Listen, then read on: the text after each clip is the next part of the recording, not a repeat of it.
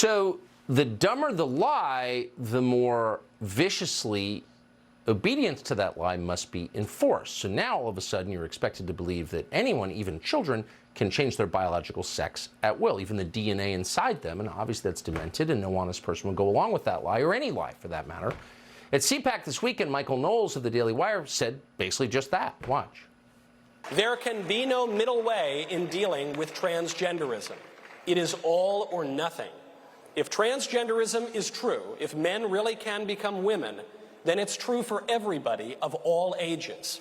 If transgenderism is false, as it is, if men really can't become women, as they cannot, then it's false for everybody too.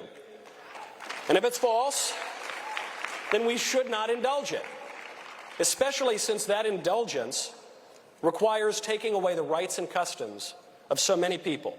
If it is false, then for the good of society, and especially for the good of the poor people who have fallen prey to this confusion, transgenderism must be eradicated from public life entirely.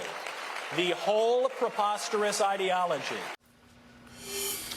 So the ideology leads to the castration of children, and therefore it's bad. It is a cancer on the country. Of course, that's true. But for the crime of saying so, the Daily Beast, which is an obedient servant of the people in power, a big defender of castrating children, accused the man you just saw, Michael Knowles, of calling for genocide.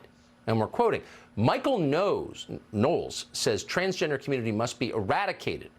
After Knowles and the Daily Wire threatened to sue, the Daily Beast corrected their headline. But of course, they'd already accused the man of pushing genocide. Michael Knowles is the host of The Michael Knowles Show. He joins us tonight. Michael, first of all, thank you for what you said, which I think is utterly reasonable and defensible. Were you surprised that the Daily Beast, really the filthiest organ in American, quote, journalism, accused you of pushing genocide?